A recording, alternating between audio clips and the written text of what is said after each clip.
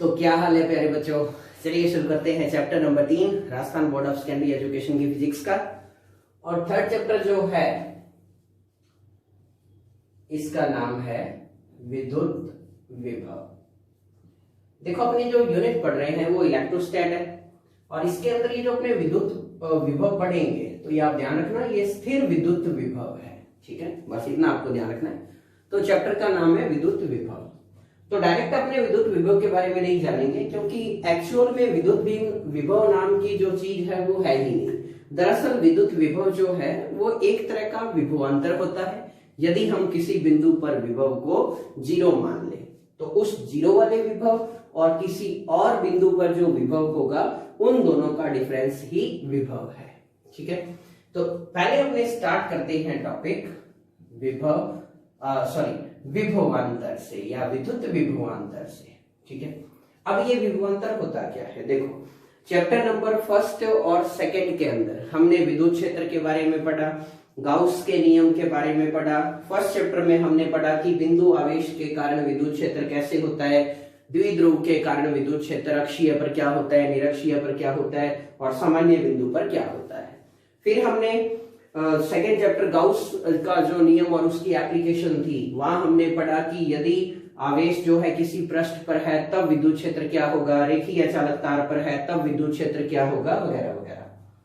तो हम इतना जान चुके थे कि कोई भी आवेश अपने आसपास एक प्रकार का क्षेत्र बना लेता है और उस क्षेत्र को हम नाम दे देते थे विद्युत क्षेत्र, जैसा कि अभी आपको डायग्राम में दिखाई दे रहा है। तो ये जो इस चार्ज के चारों ओर है ये एक विद्युत क्षेत्र है। ठीक है, अब मैंने क्या किया समझाने के लिए मैं इस विद्युत क्षेत्र को थोड़ा यहां तक मान लेता हूं और ये भी विद्युत क्षेत्र बहुत ज्यादा है। ठीक है, काफी ज्यादा डिस्टेंस तक है, ध्यान रखना। ये इसका मतलब ये नहीं कि यहाँ कम है ज्यादा, मैं इस तरह से बना रहा हूं ताकि अपने को सिर्फ एक लाइन पर फिलहाल समझना है। तो अब देखो यहां पर माना कि अपने पास कोई टेस्ट चार्ज है Q0 हो गया। ठीक है, और इस बिंदु का पॉइंट का नाम मैं दे देता हूं A। डन। और यहां पर कोई दूसरा अपने पास पॉइंट चार्ज है, यहां कोई दूसरा बिंदु है अपने पास B। ठीक, इस टेस्ट चार्ज को मेरे को A से बिंदु B तक लेके आना है। ठीक है, इसको लाएगा कौन, मैं लेके आऊंगा, मतलब कि एक्सटर्नल एजेंट लेकर आएगा, बाहरी स्रोत लेकर आएगा। तो जब वो बाहरी स्रोत इस चार्ज को विद्युत क्षेत्र के अंदर बिंदु A से B तक लाएगा तो उस बाहरी स्रोत को वर्क करना पड़ेगा या नहीं करना पड़ेगा। पहले तो इसका आंसर ढूंढो। देखो ये प्लस Q0 आवेश मान लो यहां पर है। इस आवेश के कारण जो विद्युत क्षेत्र उत्पन्न हुआ है वो विद्युत क्षेत्र इस प्लस Q0 आवेश पर विद्युत बल लगाएगा और उस बल की दिशा होगी इधर की ओर। तो कौन सा बल लगा, इलेक्ट्रिक फोर्स लगा। किस पर लगा, Q0 पर। किसने लगाया, विद्युत क्षेत्र ने। किधर की ओर लगाया, उधर की ओर। ठीक है, तो मेरे को इस बल के अगेंस्ट वर्क करना पड़ेगा तब मैं इस Q0 को पॉइंट A से B तक ला पाऊंगा। अब हम अच्छी तरह से जानते हैं कि जो वर्क हम करेंगे तो हमें फोर्स लगाना पड़ेगा। तो हमारे द्वारा लगाया गया फोर्स इस फोर्स के equal but in opposite direction में होगा, तभी तो चार्ज इधर की ओर आएगा। तो यानी कि अब मैं जो फोर्स लगा रहा हूं वो है एक्सटर्नल फोर्स, और एक्सटर्नल फोर्स जो होगा यहां लिखते हैं, इस चार्ज पर जो एक्सटर्नल फोर्स लगेगा वो force minus Q0 E vector होगा। तो माइनस Q0 माइनस यहां पर क्या बताता है कि हमारे द्वारा लगाया गया बल विद्युत क्षेत्र की विपरीत दिशा में है। ठीक है, तो जब मैं इसको बिंदु A से B तक लाया तो मुझे कार्य करना पड़ा और वही कार्य इन दो बिंदुओं के मध्य विभवांतर के रूप में परिभाषित होगा। अर्थात यदि बिंदु A पर विभव VA हो और बिंदु B पर विभव VB हो तब आवेश Q नॉट को A से B तक लाने में किया गया कार्य ही उन दोनों बिंदुओं के मध्य विभवांतर को दर्शाता है।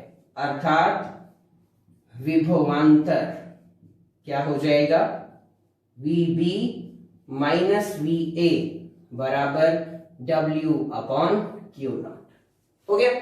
अब ये वर्क किसने किया, ये वर्क किया एक्सटर्नल एजेंट ने, तो मैं यहां लिख देता हूं एक्सटर्नल। तो एक्सटर्नल सोर्स जो वर्क करता है इस इकाई धन परीक्षण आवेश को बिंदु A से B तक लाने में वही विभवांतर को दर्शाता है। आ गई बात समझ।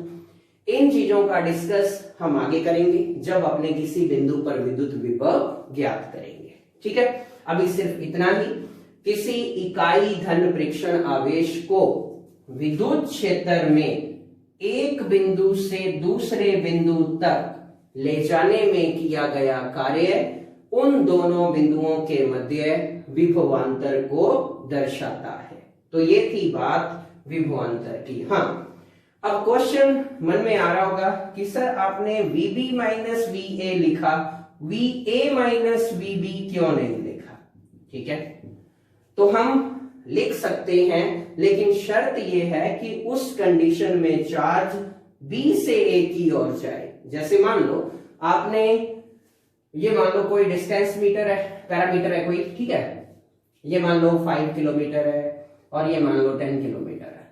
अब आप यहां पर हो, आपका कोई साथी पॉइंट A से B की ओर जा रहा है, तो बताओ डिफरेंस कैसे कैलकुलेट करोगे। जहां वो पहुंचा उसमें से जहां से वो चला उसको घटाकर, यानी कि B माइनस A। तो उसी तरह से हम चार्ज को A से B पर लाए थे। ठीक, तो इसका मतलब B के विभवांतर में से A का विभवांतर सब्ट्रैक्ट होगा। यहां ये कोई बात मायने नहीं रखती कि ज्यादा विभव में से कम विभव सब्ट्रैक्ट होगा। ठीक है, बस इतना ध्यान रखना, जहां पहुंचाया गया है उसमें से वो विभव घटेगा जहां वो पहले था। तो इस तरह से अपने पास विभवांतर ये आएगा। ओके, तो ये तो बात हुई विभवांतर की। तो विभवांतर क्या है, इसकी परिभाषा, इसको एज कर देते हैं क्योंकि अभी फिलहाल इसकी जरूरत अपने को है नहीं। ये सिर्फ आपको मैंने वैसे ही बता दिया कि कौन सा फोर्स लगेगा, कितना लगेगा, वगैरह वगैरह। मेन अपने को जो समझना था वो अपना टॉपिक था विभवांतर, VB माइनस VA बराबर W external open upon Q naught. ठीक है, तो क्या होता है विभवांतर, किसी इकाई धन परीक्षण आवेश को विद्युत क्षेत्र में स्थित एक बिंदु से दूसरे बिंदु तक ले जाने में किया गया कार्य विभवांतर कहलाता है। ओके, अब जो विभवांतर है, देखो कार्य क्या है, अदिश राशि। ठीक, चार्ज भी अपने पास स्केलर क्वांटिटी होता है, एक सिर्फ मतलब कि मैग्नीट्यूड है, तो फिर विभवांतर या विभव भी क्या होगा, स्केलर क्वांटिटी। तो विभव जो है वो एक अदिश राशि है। अब जो इसकी यूनिट हो जाएगी वो क्या होगी, वर्क यूनिट क्या होती है, जूल चार्ज की पर कूलम। ओके, तो जूल पर कूलम, और एक और यूनिट है बहुत फेमस, वोल्ट। ऐसा ही जो यूनिट जो है वो क्या है, वोल्ट। तो विभव हो चाहे विभवांतर हो, यूनिट क्या होती है, वोल्ट या जूल पर कूलम। एंड कुछ इस तरह से फॉर्मूला, तो फॉर्मूला अपने पास आया VB minus VA equals to work done by external agent over test charge Q naught. ठीक है, तो टेस्ट चार्ज इकाई धन परीक्षण आवेश पर आवेश को बिंदु A से B तक ले जाने में किया गया कार्य ही विभवांतर है। तो चलते हैं आगे। अब जो चैप्टर का नाम है वो है विद्युत विभव, लेकिन अपने इलेक्ट्रोस्टैट पढ़ रहे हैं तो स्थिर विद्युत विभव भी कह सकते हैं, और हमें स्थिर विद्युत विभव भी ध्यान में रखना है। अगर विद्युत विभव बोला जाए तो इसका मतलब वो स्थिर विद्युत विभव है। क्लियर? तो अब देखो थोड़ी देर के लिए इसी में ही आप जरा समझो कि मैं परीक्षण आवेश को कहां से ला रहा था, बोलो, पॉइंट A से ला रहा था और पॉइंट बी तक ला रहा था। ठीक है, मैं एक काम करता हूं, इस पॉइंट ए को ऐसी जगह पर एज्यूम कर लेता हूं जहां विभव 0 है। माना ये पॉइंट ए जो है वो मेरे पास इनफाइनाइट पर है। ठीक है, यहां मान लो अपने पास इनफाइनाइट है और इनफाइनाइट पर पोटेंशियल क्या होगा, 0 होगा। अनंत पर विभव क्या होगा, 0। तो यदि किसी धन परीक्षण आवेश को, ठीक है, अनंत से, अनंत क्या है, एक ऐसा पॉइंट एज्यूम किया है जहां पर विभव 0 है। तो यदि किसी इकाई धन परीक्षण आवेश को अनंत से विद्युत क्षेत्र में स्थित किसी पॉइंट तक लाया जाता है, इसको हटा देते हैं क्योंकि अब हम उसको इनफाइनाइट पर ले गए हैं, तो किसी पॉइंट तक लाया जाता है, तो अब जो वर्क हुआ वो वर्क विभव कहलाएगा। ठीक, तो यहां फॉर्मूला वही है, बस थोड़ा सा मॉडिफाई हो जाएगा। तो अब क्या आएगा, VB माइनस, मैंने यहां इनफाइनाइट लिखा जानबूझकर क्योंकि हम ला कहां से रहे हैं, इनफाइनाइट से, तो ये आ जाएगा equals to WX over Q0। अब इनफाइनाइट पर पोटेंशियल कितना होता है, 0, तो पॉइंट बी पर potential VB minus 0 equals to work done by external agent over test charge. हो गया, तो VB माइनस 0 का VB कह सकते हो। तो ये है definition of electric potential. Clear, तो विद्युत विभव क्या है, किसी इकाई धन परीक्षण आवेश को अनंत से विद्युत क्षेत्र में लाने में किया गया कार्य विभव को दर्शाता है। ओके, लेकिन ध्यान रखना, वास्तव में विभव नाम की कोई चीज नहीं है, विभव भी एक विभवांतर है। विभव तब परिभाषित हुआ जब हमने एक पॉइंट को इनफाइनाइट पर लेट किया, एज्यूम किया, अदरवाइज हम इस पोटेंशियल को डिफाइन नहीं कर पाते। बस इस बात का ध्यान रखना। ओके, तो ये था अपना टॉपिक, विद्युत विभवांतर और विद्युत विभव। विभव के भी मात्रक वही होंगे जो विभवांतर के हैं। सिंपल सी बात है, अगर आप मान लो 5 किलोमीटर टू 10 किलोमीटर जा रहे हो तो डिस्टेंस कितनी ट्रेवल की, तो 10 माइनस 5 क्या आएगा, 5 किलोमीटर ही आएगा, चेंज थोड़ी हो जाएगा। अगर आप घर से 10 किलोमीटर जा रहे हो तो डिस्टेंस कितनी ट्रेवल की, सॉरी घर से 5 किलोमीटर जा रहे हो तो कितनी ट्रेवल की, 5। तो यूनिट तो वही रहनी है, क्वांटिटी भी वही रहनी है, मतलब कि स्केलर क्वांटिटी है और यूनिट है जूल पर कूलम या वोल्ट। ठीक है, अब एक और डेफिनेशन को डिफाइन कर लेते हैं, सिंपल सी है। 1 वोल्ट, 1 वोल्ट क्या होता है, तो देखो अभी अभी अपने जो मेन फॉर्मूला पढ़ा, VB minus VA is equals to W external over Q0। हाँ, एक चीज और ध्यान रखना कि इसमें कंफ्यूजन होगा आपको, जैसे जैसे आप आगे आप पढ़ोगे तो हल्का हल्का कंफ्यूजन भी होगा कि सर वर्क डन जो है वो एक्सटर्नल एजेंट का लेकर चले या इलेक्ट्रिक फील्ड का लेकर चले।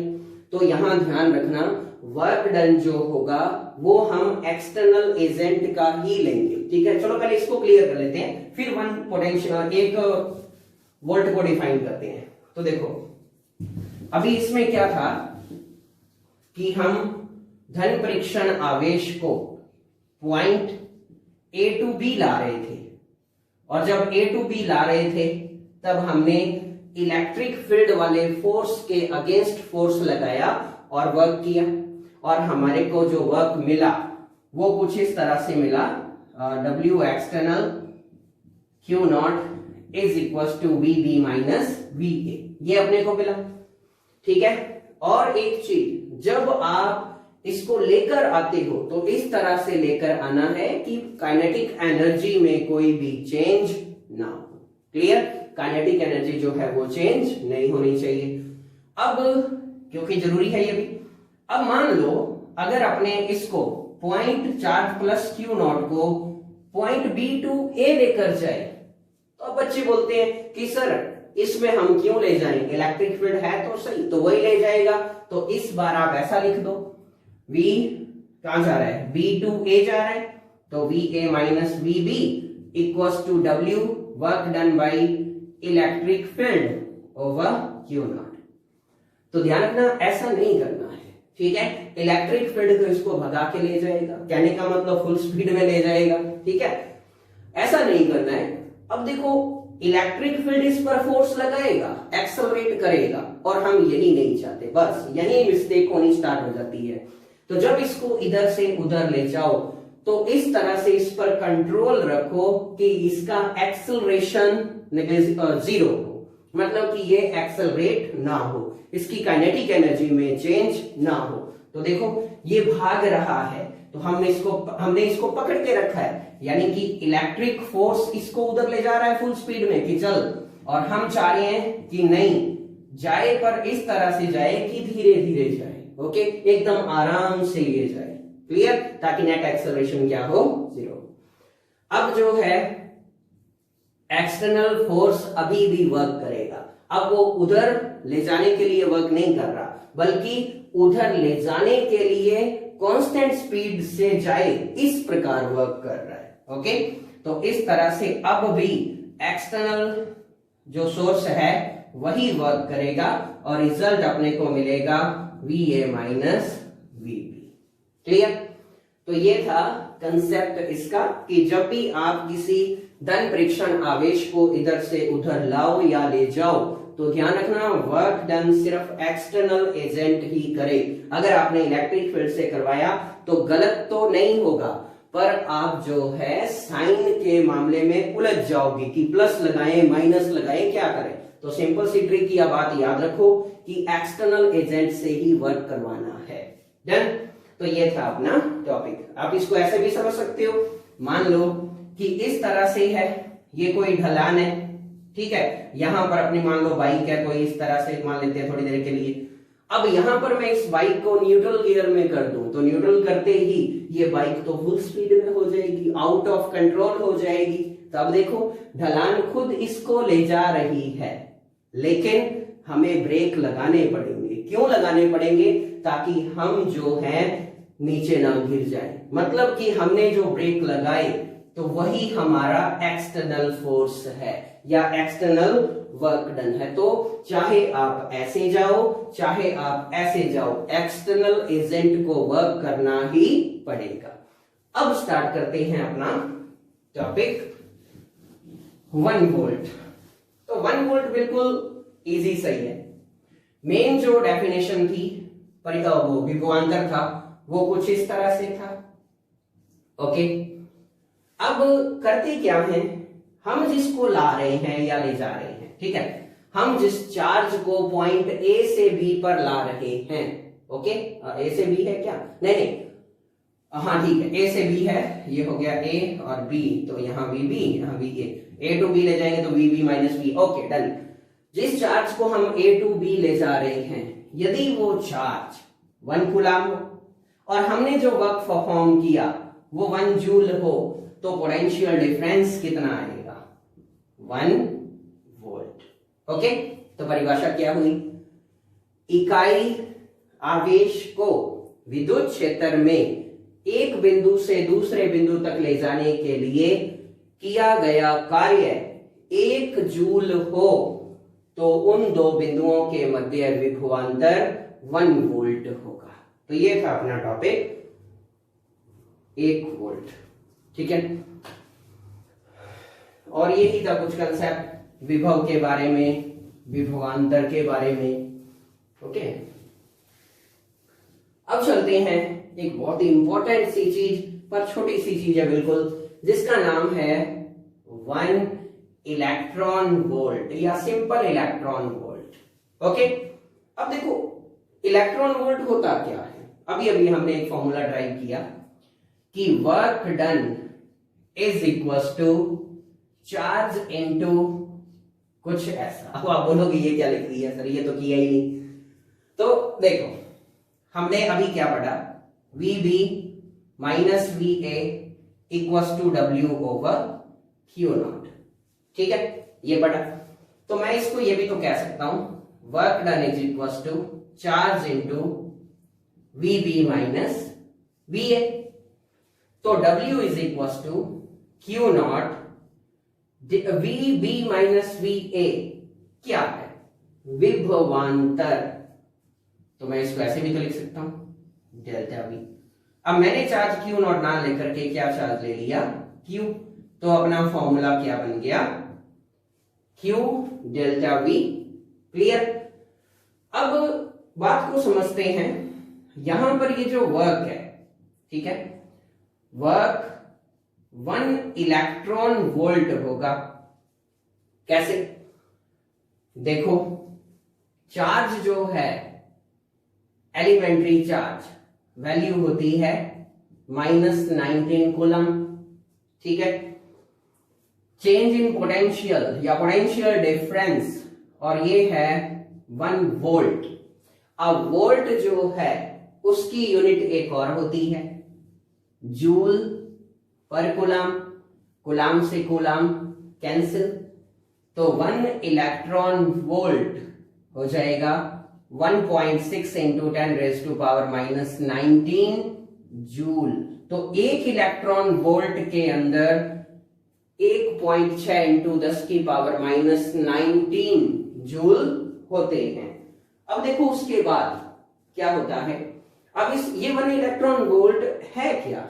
ठीक है, देखो, अगर मैं मूल आवेश को, एलिमेंट्री चार्ज को, फंडामेंटल चार्ज को, बेसिक चार्ज को, जो भी होता है 1.6 इंटू, अगर मैं इसको 1 वोल्ट पोटेंशियल डिफरेंस से 1 वोल्ट पोटेंशियल डिफरेंस से एक्सेलरेट करे तो ये इतनी काइनेटिक एनर्जी हासिल कर लेता है। क्लियर? तो 1 इलेक्ट्रॉन वोल्ट जो है ये वो एनर्जी है जो elementary charge 1 volt potential difference से एक्सेलरेट करने पर हासिल करता है। आई बात समझ? 1 इलेक्ट्रॉन वोल्ट वो एनर्जी है जो elementary charge 1 volt potential difference से एक्सेलरेट होने पर हासिल करता है। एक बार फिर से, मूल आवेश द्वारा 1 वोल्ट से त्वरित होने पर हासिल की गई गतिज ऊर्जा ही 1 इलेक्ट्रॉन वोल्ट कहलाती है या इलेक्ट्रॉन वोल्ट कहलाती है। तो ये था अपना टॉपिक इलेक्ट्रॉन वोल्ट। ठीक है, तो चलिए शुरू करते हैं अगला टॉपिक, जिसका नाम है विद्युत क्षेत्र से विद्युत विभव। देखो, हमने विद्युत विभव पढ़ लिया, विद्युत विभवांतर पढ़ लिया, इलेक्ट्रॉन वोल्ट पढ़ लिया, 1 वोल्ट पढ़ लिया। अब अपने विद्युत क्षेत्र की सहायता से विद्युत विभव ज्ञात करेंगे। तो अपना जो मेन टॉपिक है वो है विद्युत क्षेत्र से विद्युत विभव। देखो, मैं बार बार कह रहा हूं, अपने को अच्छी तरह से ध्यान रखना है कि जो हम विद्युत विभव पढ़ रहे हैं वो स्थिर विद्युत विभव है। ठीक है, तो विद्युत क्षेत्र, तो सबसे पहले अपने क्या करते हैं, अपनी मर्जी से एक असमान विद्युत क्षेत्र बनाते हैं, नॉन यूनिफॉर्म। ये कुछ इस तरह का मान लो विद्युत क्षेत्र है। ठीक है, थोड़ा सा और बना लेते हैं, ये हो गया डन। अब यहां पर अपने पास मान लेते हैं कोई पॉइंट ए है और कुछ इस तरह से यहां पर अपने पास पॉइंट बी है। ठीक है, परीक्षण आवेश वही है अपना पुराना, प्लस क्यू नॉट। ये कोई परीक्षण आवेश है जिसको मैंने पॉइंट ए से बी तक ले जाना है। ठीक, अब देखो, विद्युत क्षेत्र जो है वो इस पर बल लगाएगा। मान लेता हूं विद्युत क्षेत्र द्वारा लगाया गया बल F E vector equals to हो जाता है क्यू नॉट ई वेक्टर। ये हो जाएगा clear.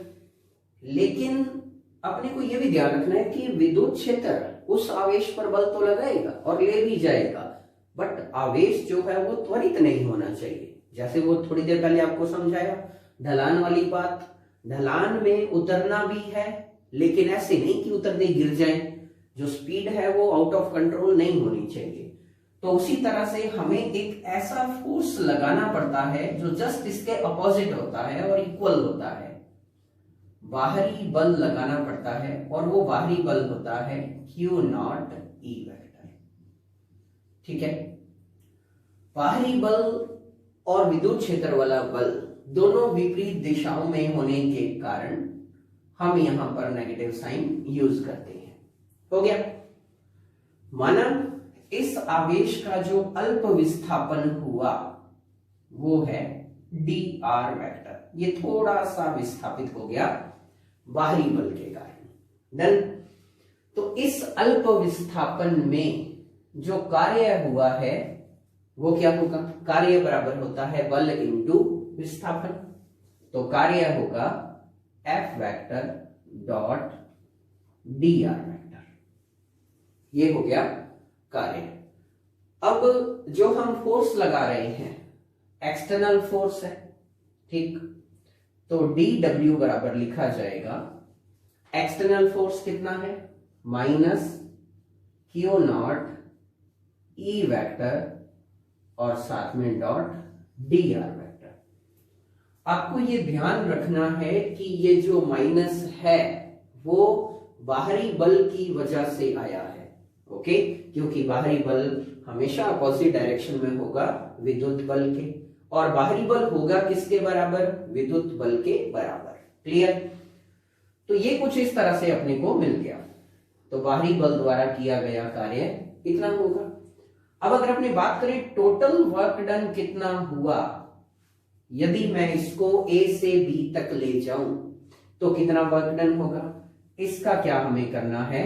Integration minus Q not E vector dot dr vector. और हम कहां से कहां ले जा रहे हैं? पॉइंट A टू B, ठीक है। तो ये तो आया वर्क डन। इसको अपने बना लेते हैं फर्स्ट इक्वेशन। अब विद्युत विभवांतर भी हमने पढ़ा था, और उस विद्युत विभवांतर में क्या था कि यदि कोई आवेश A से B तक जाता है बाहरी बल द्वारा, तो उन दो बिंदुओं के मध्य विभवांतर उस एक्सटर्नल एजेंट द्वारा किए गए कार्य और चार्ज Q नॉट के रेशो के बराबर होता है।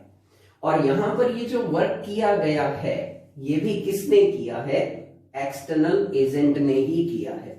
तो मैं कैसे पता लगा एक्सटर्नल एजेंट का फोर्स? तो ये dw जो है मैं यहां लिख सकता हूं इसको भी एक्सटर्नल, कुछ इस तरह से। तो Q नॉट लाओ इधर, तो W एक्सटर्नल इक्वल टू हो जाएगा VB माइनस VA और साथ में Q। सेकेंड इक्वेशन, ठीक है।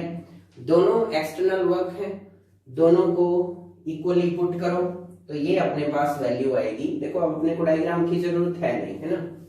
तो इसको करते हैं इंग्रेज और समझते हैं। तो ये आ जाएगा VB minus VA is equal to, sorry Q naught भी है, Q naught is equal to minus, ये जो Q नॉट है कांस्टेंट है, इलेक्ट्रिक फील्ड वेरिएबल है, with respect to distance vary कर रहा है ना, तो उसको अंदर ही रहने दो। तो माइनस Q नॉट और हो जाएगा integration A to B E vector dot dr vector. Q naught से Q नॉट कैंसिल, तो अपना जो पोटेंशियल डिफरेंस और विद्युत क्षेत्र में रिलेशन आया वो आया minus A to B E vector dot dr vector. हो गया। तो इस तरह से ये जो अपने को फॉर्मूला मिला वो main formula, most important formula है टू सॉल्व पोटेंशियल और पोटेंशियल डिफरेंस। ओके, तो ये मोस्ट इंपॉर्टेंट फॉर्मूला है, इसको आपने ध्यान में रखना है। तो विद्युत क्षेत्र से विद्युत विभव हमने ज्ञात कर लिया। एक्चुअल में अभी विभवांतर ही आया है। अगर हम विभव को डिफाइन करें तो हमें आवेश को कहां से लाना होता है? विभव की परिभाषा याद करो, किसी इकाई धन परीक्षण आवेश को अनंत से लाते हैं विद्युत क्षेत्र के अंदर स्थित किसी पॉइंट पर। और यहाँ ये जो परीक्षण आवेश है वो कहां से कहां जा रहा था? ये जा रहा था उस डायग्राम के अंदर पॉइंट A टू B, और पॉइंट ए टू बी दोनों जगह पर विभव था, ए पर विभव था, बी पर विभव था। अगर मैं उस पॉइंट ए को इनफाइनाइट पर मान लूं, ध्यान रखना विभव के लिए हम एज्यूम करते हैं कि चार्ज इनफाइनाइट पर है क्योंकि वहां पोटेंशियल 0 होता है। तो अपना रिजल्ट कुछ इस तरह से होगा, potential at infinite equals to कहां से लाए, इनफाइनाइट से लाए, पॉइंट बी तक लाए, यहां बी लिख देते हैं, एंड ईडीआर अपना वही एज इट इज चलता रहेगा। क्लियर? कई नोट्स या बुक के अंदर आपको डीएल लिखा मिल जाएगा, तो डोंट वरी, वो कोई खास बात नहीं। इनफाइनाइट पर पोटेंशियल कितना होता है, 0। तो रिजल्ट अपने को क्या मिला, कुछ इस तरह से, VB minus 0 equals to minus infinite to point B और साथ में E एंड DR वेक्टर हो गया। फिर उसके बाद ये तो 0 है, कोई खास बात नहीं। अब इसको कॉमन वे में लिखना है। मान लो ये अपने पास कोई चार्ज है और यहां पॉइंट अपना है B और A पॉइंट है अपना अनंत पर, और B पॉइंट की जो डिस्टेंस है वो चार्ज से R डिस्टेंस पर है, ठीक है। तो R डिस्टेंस पर पोटेंशियल या विभव कितना होगा, तो वो इस फॉर्मूले से ड्राइव हो सकता है। तो अब मैं सीधा कह सकता हूं एट पॉइंट, इसको अगर मैं P मान लूं, चलो B रहने देते हैं, तो इस पॉइंट B पर पोटेंशियल बराबर होगा माइनस अनंत से कितनी दूरी तक आ गए, R दूरी तक आ गए, तो यहां क्या लिखा जाएगा, R, और ये हो जाएगा E vector dot DR vector, ठीक है। तो ये था अपना टॉपिक विभव।